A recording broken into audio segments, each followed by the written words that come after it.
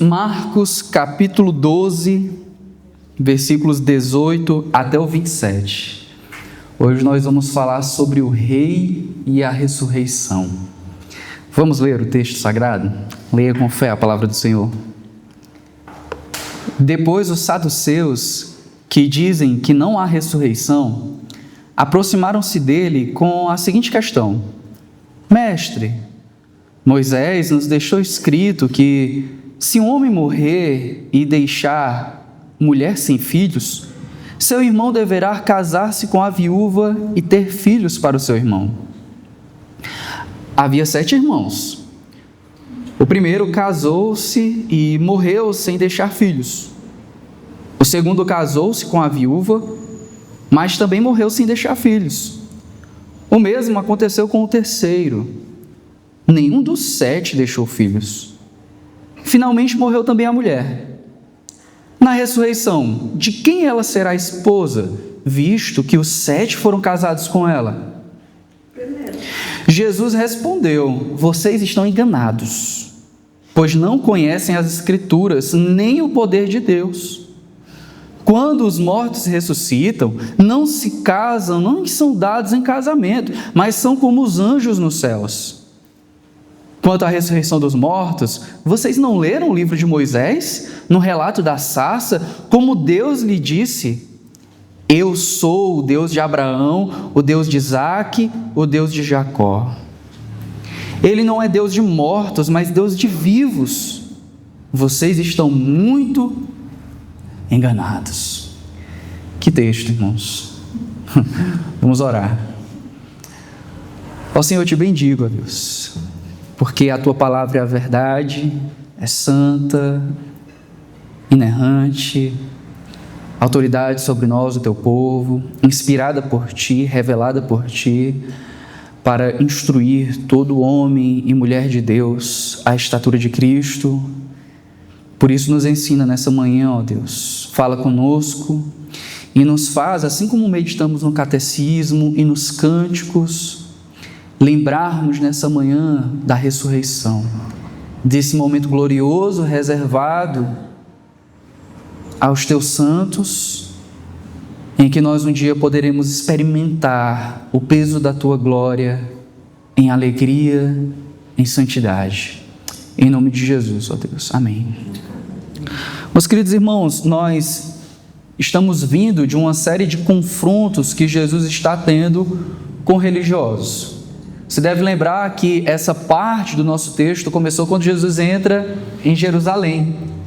E Jesus vai ter uma série de tensões entre ele e o templo, entre ele e os representantes, os líderes religiosos ligados ao templo.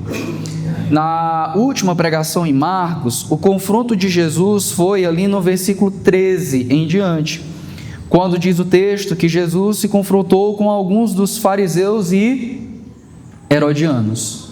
Agora, no texto de hoje, Jesus se confronta então com os saduceus.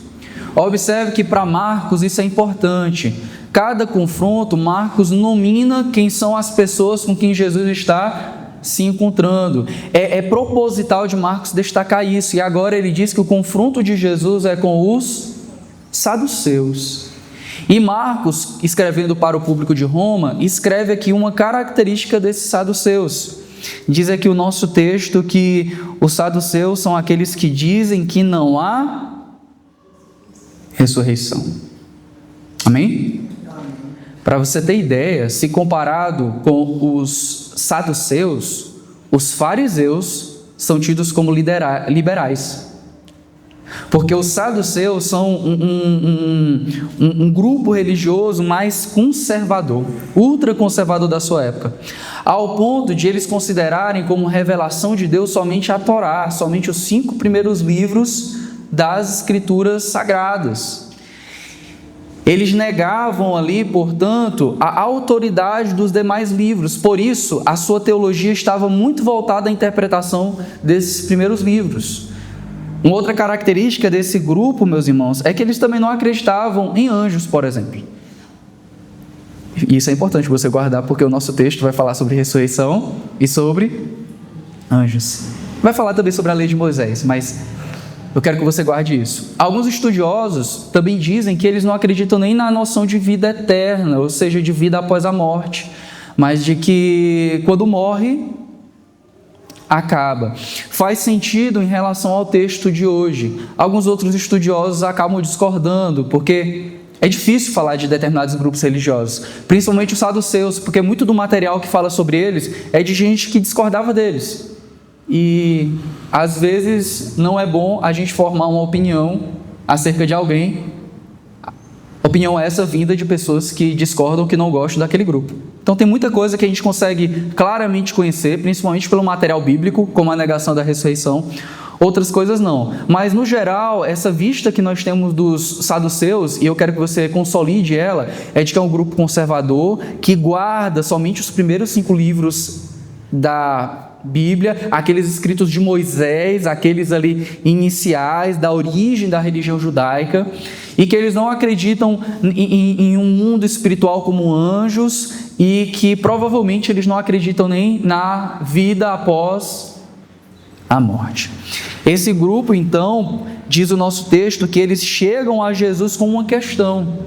A questão deles é a questão relacionada à ressurreição.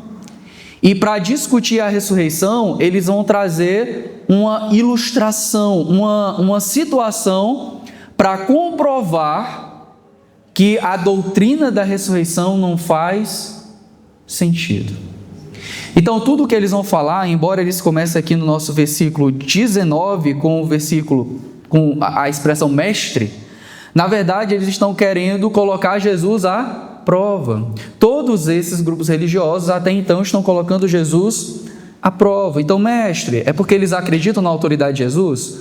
Não, mestre é porque eles estão querendo colocar o mestre em uma situação difícil, questionar a sua autoridade. E para isso eles trazem aqui a lei do levirato, como se tornou conhecida. Ela está lá em Deuteronômio, capítulo 25. É uma questão para preservar a família.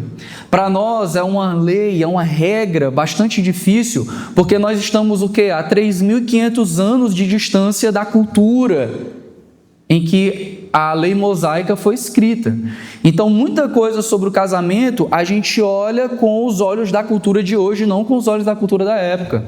Casamento não era uma coisa de livre escolha. Até hoje, em algumas culturas, permanece assim. A noção é de que o casamento é uma questão familiar, de continuidade da família, de que a escolha, inclusive do cônjuge, é uma coisa que não deve ser feita com quem ainda está desenvolvendo sabedoria, mas essa pessoa que está desenvolvendo sabedoria confia na escolha de pessoas mais sábias e que a amam e, portanto, vão escolher melhor. Então, as nossas noções de casamento são totalmente diferentes. Na lei do levirato, quando alguém morria, o esposo morria, o irmão mais novo ia e se casava com a esposa para garantir continuidade familiar. Inclusive, isso também para a cultura da época, em que a providência e segurança se dava através da figura masculina, era uma garantia às viúvas. Só que eles pegam essa questão não para questionar a lei do levirato, até porque eles são saduceus. Eles nunca questionariam uma questão da Torá. A situação que eles trazem acerca da lei do levirato é para tentar colocar em xeque a doutrina da ressurreição acerca do status de como fica esse casamento depois da morte. Veja bem, o recurso argumentativo que eles usam não é um recurso errado. Nós mesmos, como crentes, quando vamos argumentar acerca da fé, a gente muitas vezes usa esse tipo de argumentação, que é o que a gente chama de reduzir ao absurdo.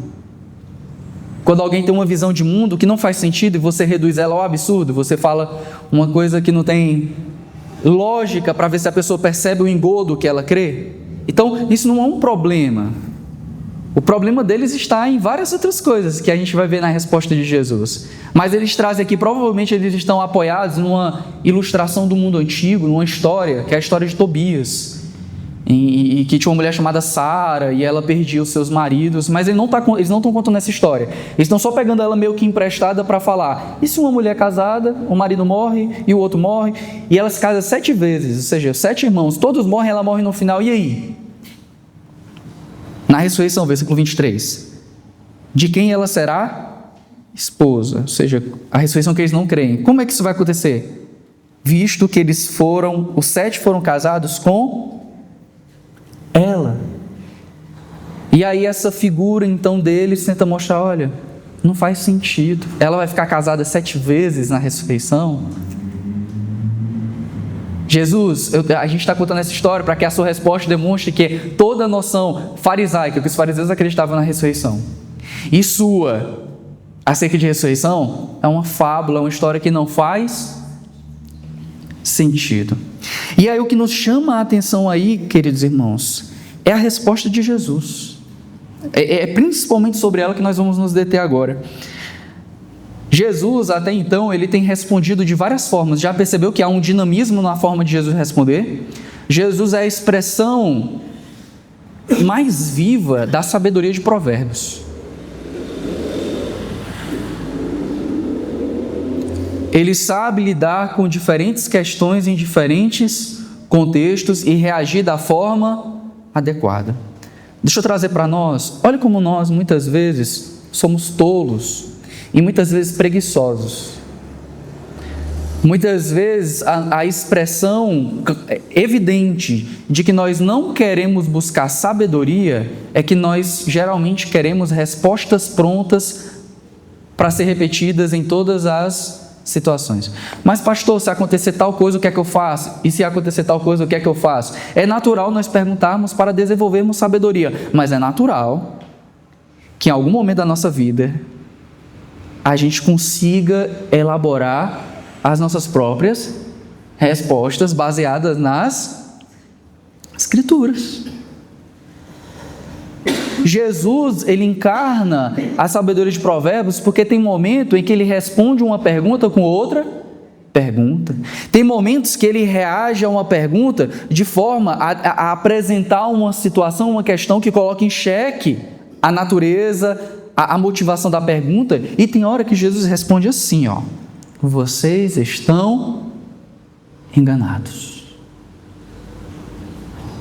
Meus irmãos, eu não sei se vocês pegaram o peso da resposta de Jesus, mas se tem uma coisa que os saduceus acreditavam que eram habilidosos, era na questão da Torá.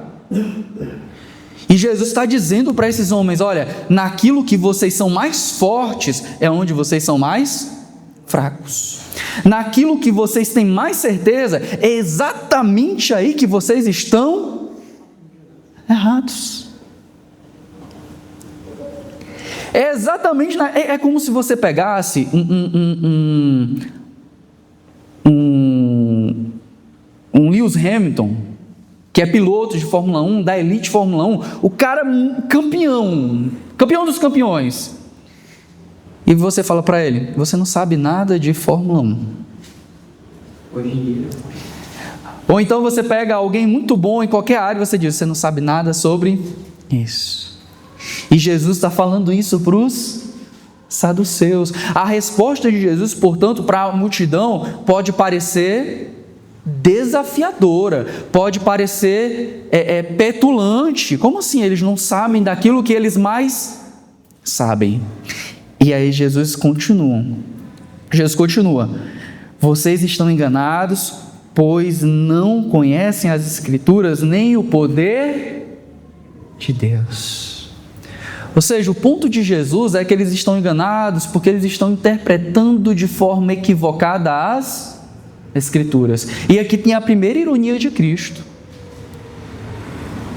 Primeiro, porque Jesus está mostrando que eles não entendem da Torá. Em segundo, porque provavelmente Jesus está apontando para a realidade de que a restrição que eles têm acerca do livro sagrado apenas para a Torá também é equivocada. Vocês não conhecem as Escrituras, ou seja, vocês só conhecem parte das Escrituras, e a parte que vocês conhecem de forma errada.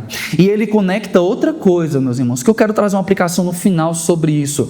Vocês também não conhecem o poder de Deus.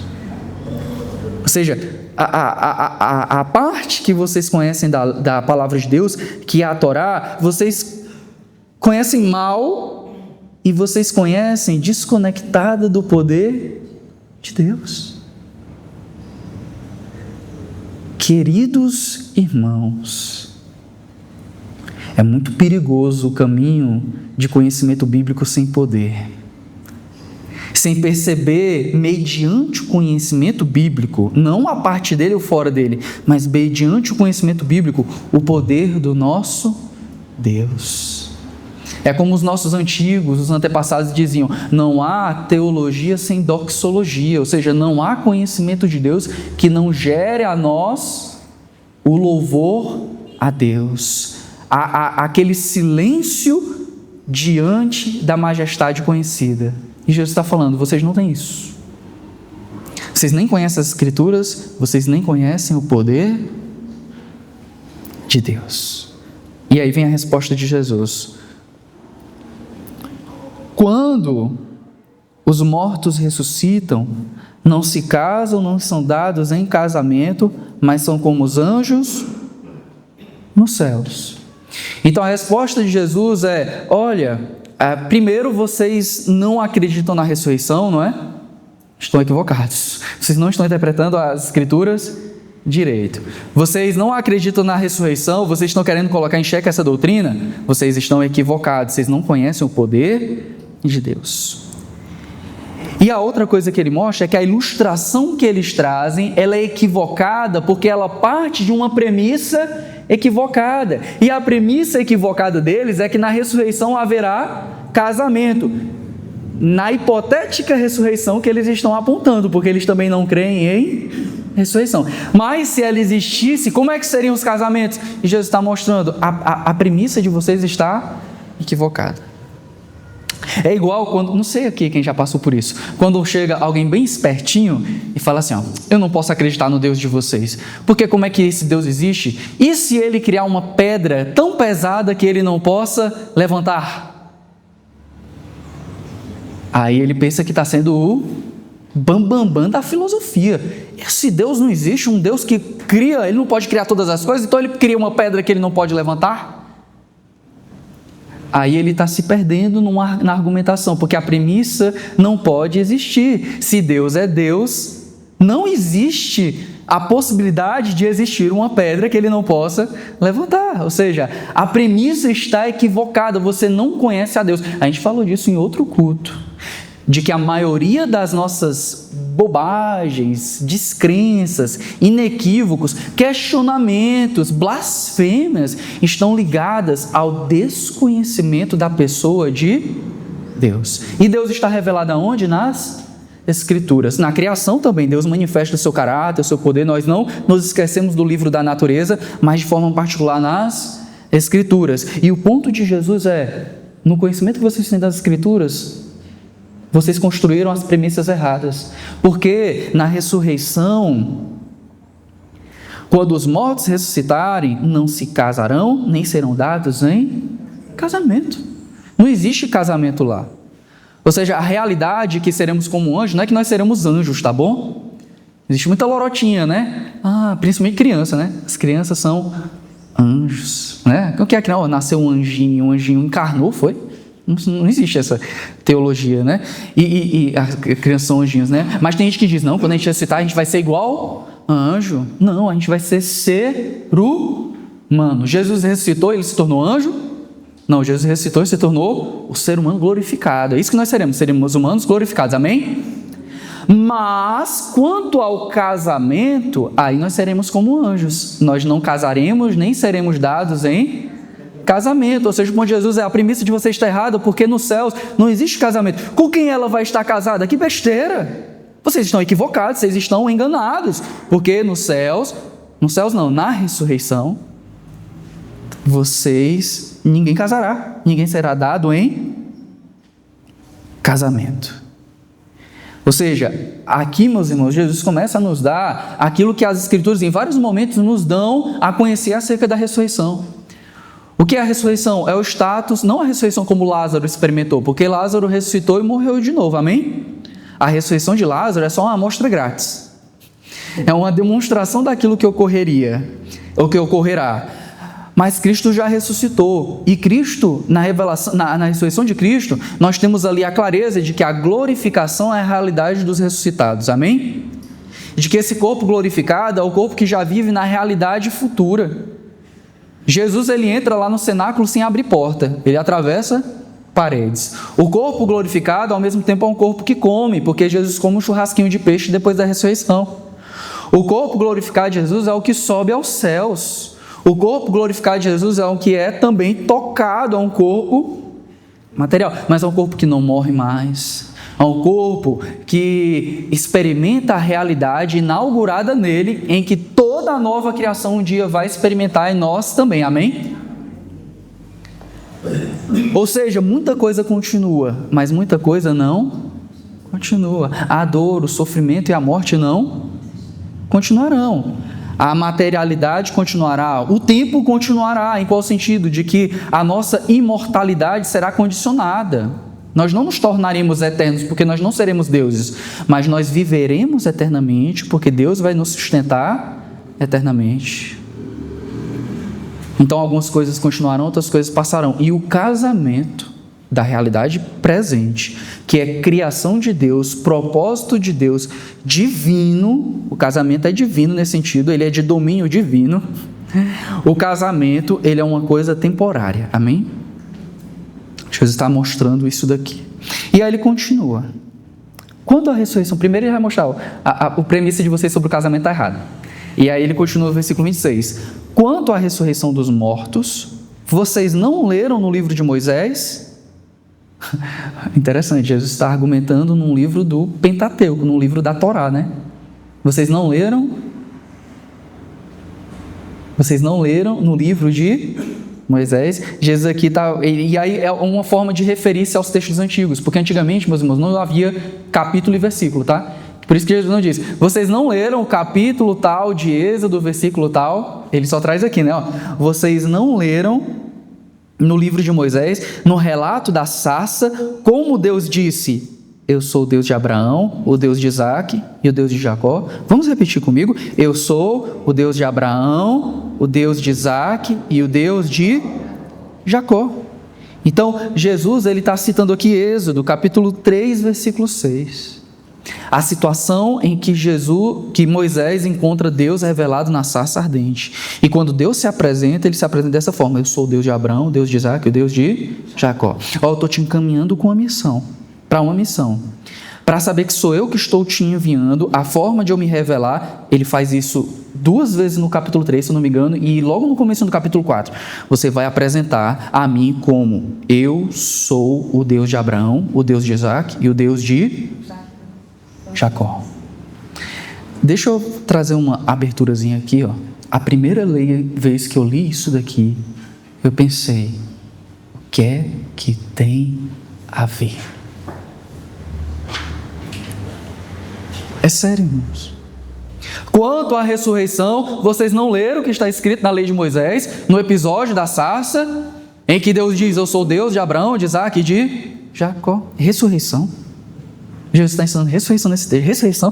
Calma aí. Deixa eu limpar meus olhos teológicos.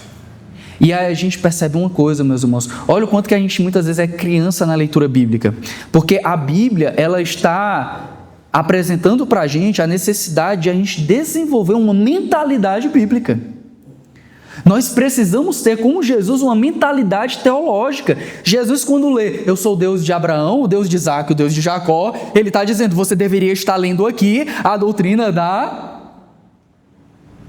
ressurreição. Ou seja, quando você lê o texto com uma mentalidade teológica, ou seja, uma mente presa à revelação que Deus está dando em todas as Escrituras, você vai ler, ressurreição. O dom da vida está aqui. Vamos tentar. Se você não entendeu ainda, tudo bem, eu também não entendi, tá certo? Vamos tentar chegar aqui ao texto. Mas veja, Jesus está usando a Torá, e você já percebeu, ó, como Jesus tem sido irônico, né? Vocês não conhecem as Escrituras, ou seja, o pouco que vocês conhecem, vocês não conhecem. Vocês não conhecem o poder de Deus, que é necessário para compreender, aprender, receber aquilo que está sendo revelado nas Escrituras, porque ela também revela o poder de Deus. Pegou a outra ironia? Na ressurreição, vocês serão como os anjos. Profetas não, como os anjos. E os saduceus não creem em anjos. Vocês serão como aqueles que vocês não creem. E a terceira está aqui. Está vendo como no texto que vocês têm, a Torá, o Pentateuco, vocês têm aqui Êxodo na mão de vocês. E na interpretação de vocês não perceberam que Deus é o Deus de Abraão, de Isaac e de Jacó, e portanto, diz aqui o versículo 27, Ele não é Deus de mortos, mas de vivos. E aí Jesus finaliza, vocês estão muito enganados. Por quê, queridos irmãos? A religiosidade, ela pode esconder falta de conhecimento bíblico. Aqueles homens estão vestidos de religiosidade, ao ponto de ninguém poder questionar o conhecimento que eles têm dos livros de Moisés. Mas Jesus está mostrando que debaixo daquela religiosidade há desconhecimento das doutrinas mais centrais da revelação bíblica, e uma delas é a da ressurreição. Eles estavam muitas vezes diante do texto que Deus revelou a Moisés, eu sou o Deus de Abraão, de Isaac e de Jacó, e eles não têm percebido que ali Deus tem se revelado como um Deus de vivo e não um Deus de mortos. Ou seja, Deus, Cristo Jesus, Ele está dizendo que a ressurreição está presumida aqui. Deus não diz, eu era o Deus de Abraão, de Isaac, porque quando chega Moisés, todos eles morreram. Deus não está dizendo, fala, deixa eu te dizer quem eu sou, e fala para os outros quem eu sou. Eu era o Deus de Isaac, o Deus de Abraão, o Deus de Isaac, o Deus de Jacó. Eu sou. Eles estão vivos.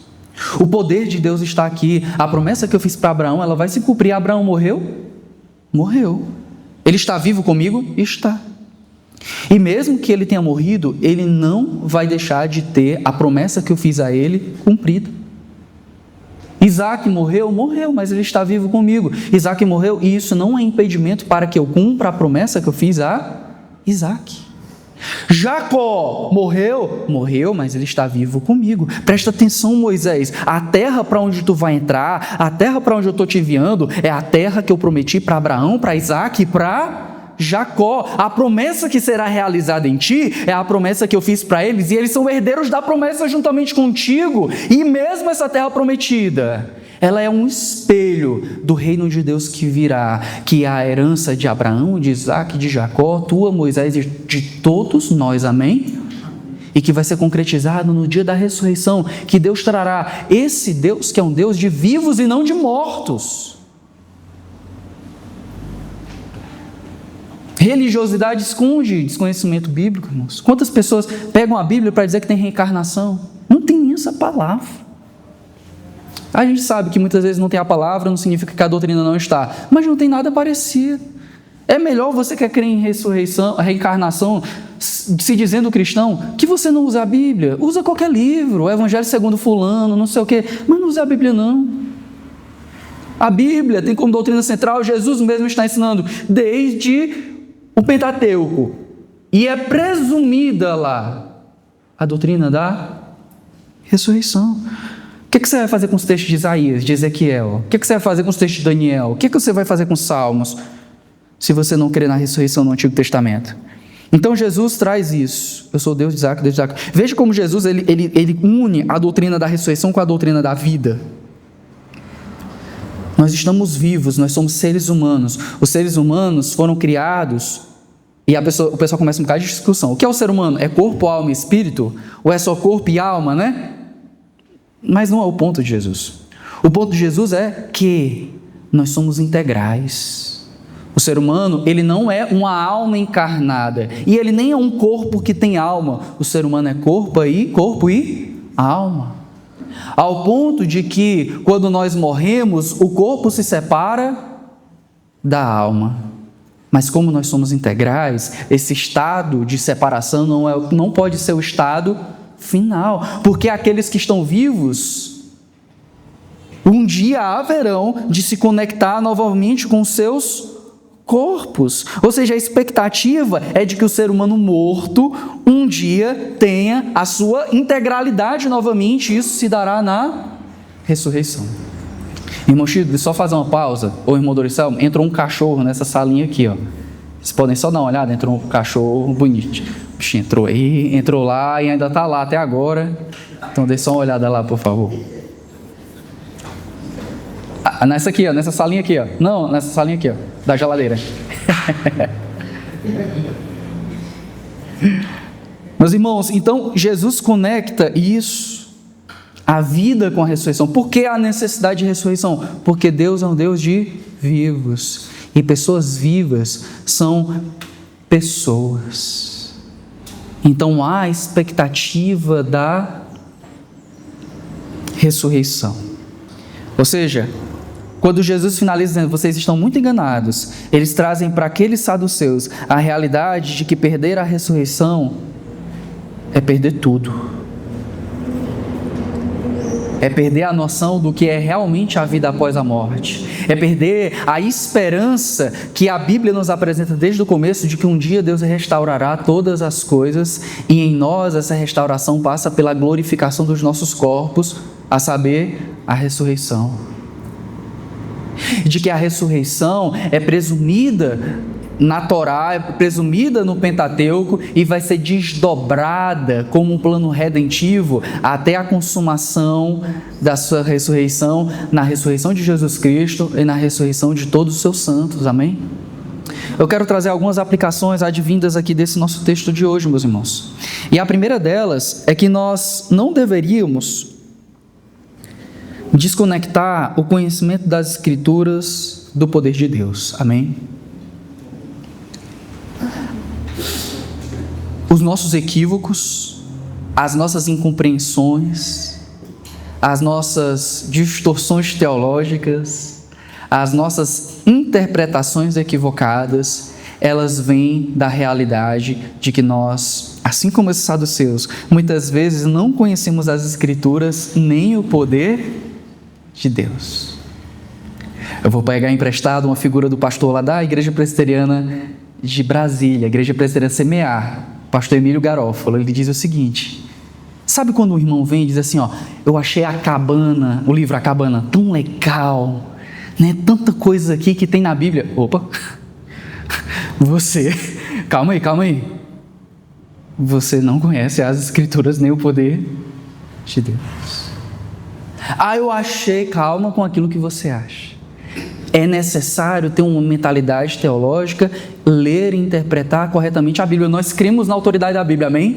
Nós cremos na centralidade da Bíblia, nós pregamos a Bíblia todo domingo, todo pequeno grupo, todo culto de oração e doutrina, todo momento que a gente está reunido, a gente tem o zelo de chegar às Escrituras e abri-la e lê-la, e não somente lê-la, mas chegar ao seu entendimento adequado, porque não basta termos a Bíblia nas mãos, precisamos compreendê-la.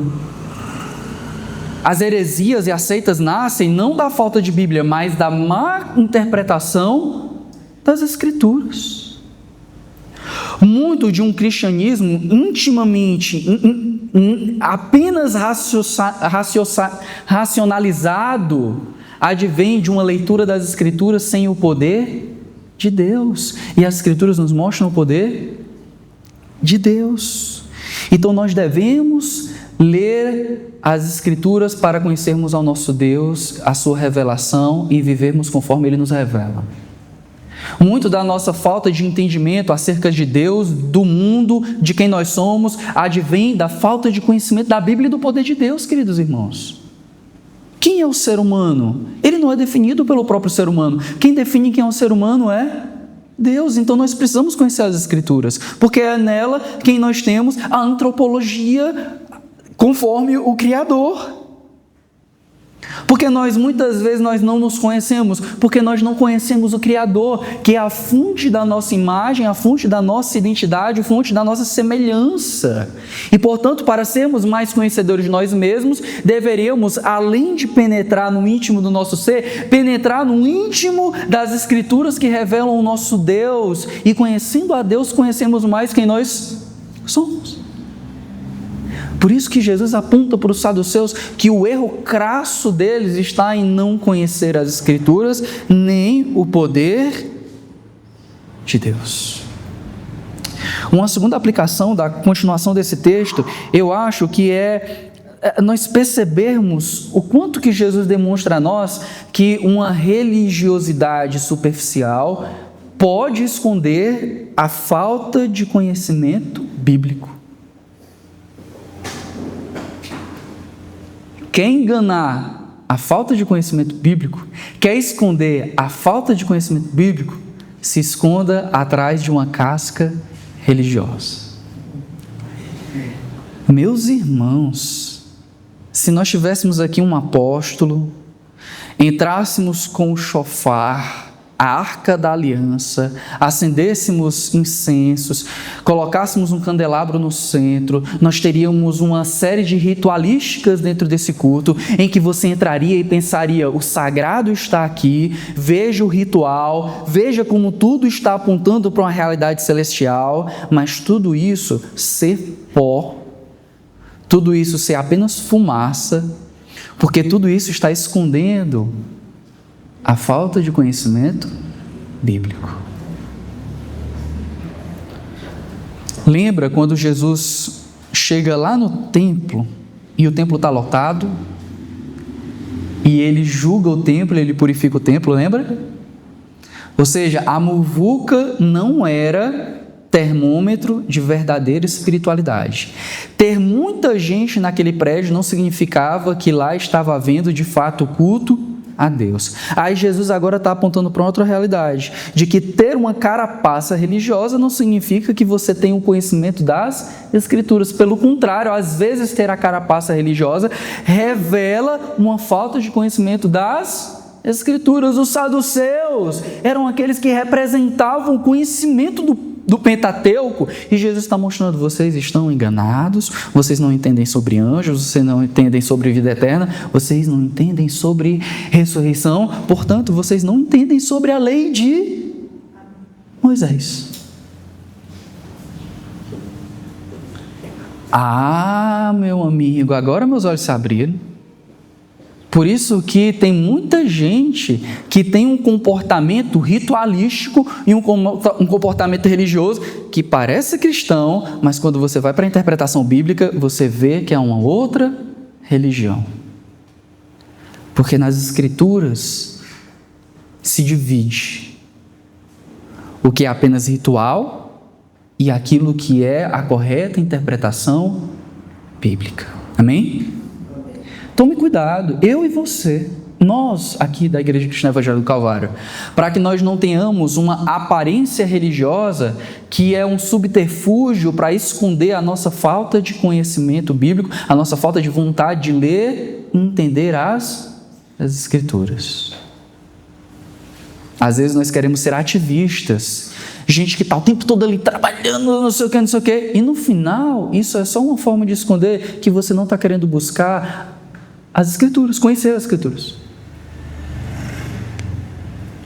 Às vezes você está querendo colocar isso e aquilo, a igreja, né? A igreja é uma árvore de Natal, e as suas intenções é colocá-la com bolinhas, com papais noéis, né? Com aqueles laços, a estrelinha, decorar a igreja todinha com atividades, etc. Mas tome cuidado, se isso não é uma forma de você substituir a sua busca pela Bíblia, pelas Escrituras, pelo Deus das Escrituras, pelo poder de Deus revelado nas Escrituras.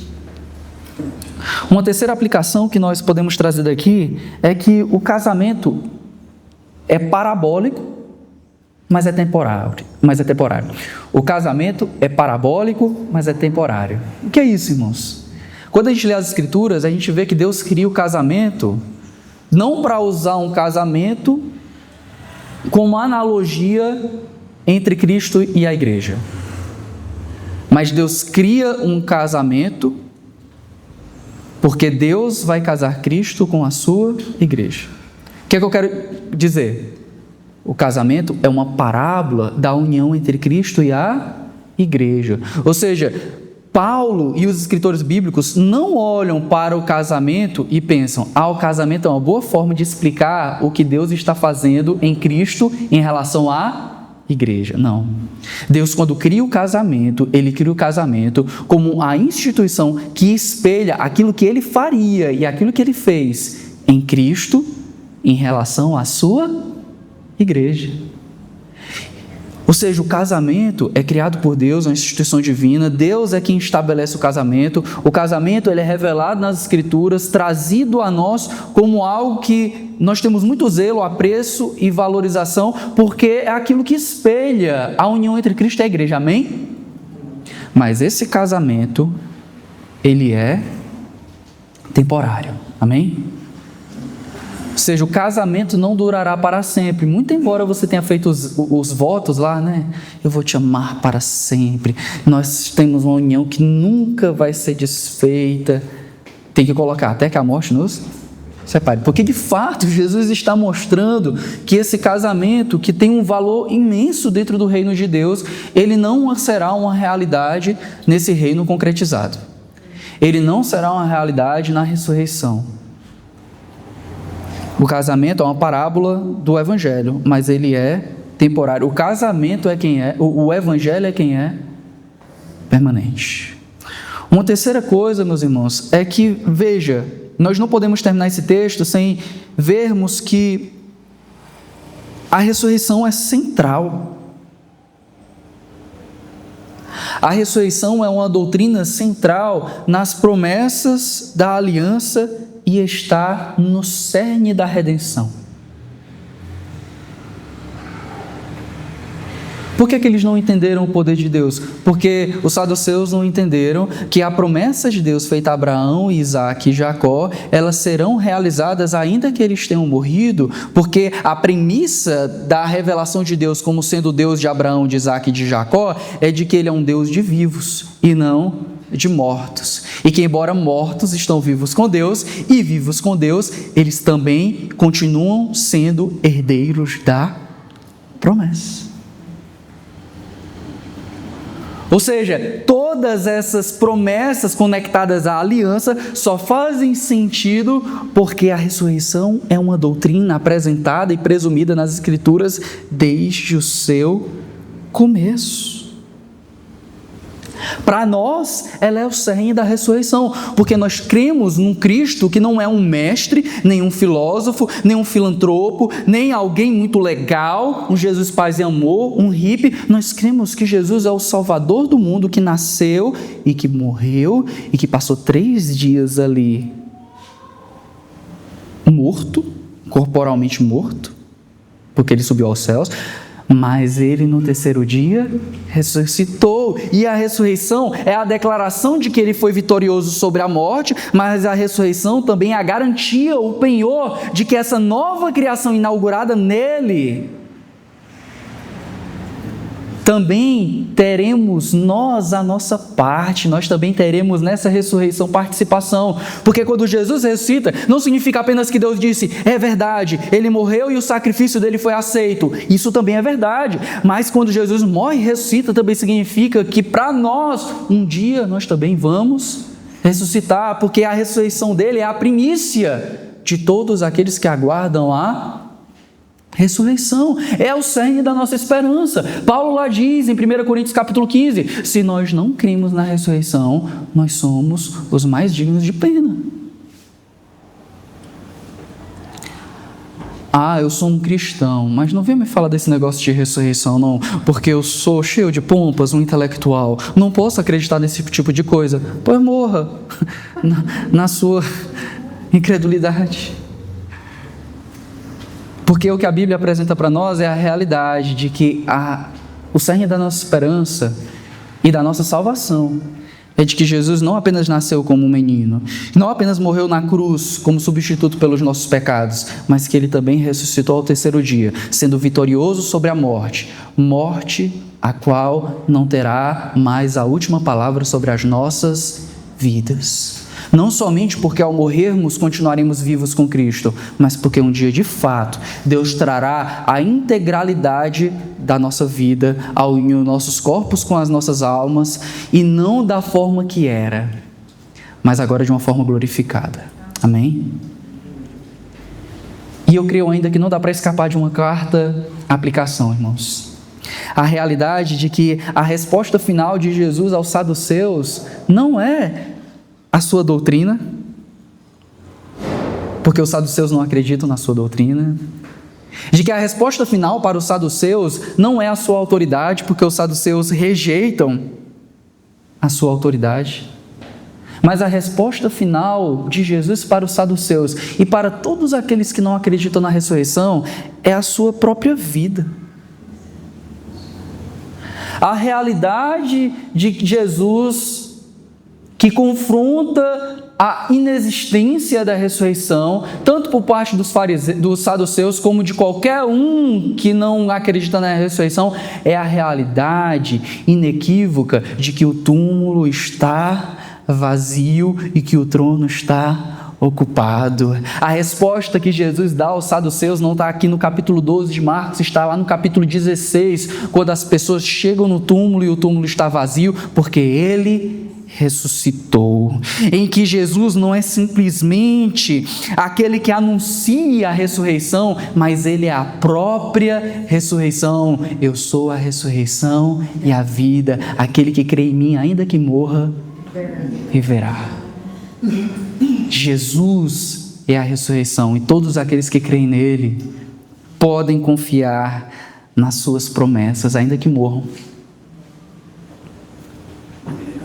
Porque Deus é o Deus de Abraão, o Deus de Isaac, o Deus de Jacó. Ele é o seu Deus, Ele é o meu Deus. Ele não é Deus de mortos, Ele é Deus de vivos. Amém, irmãos?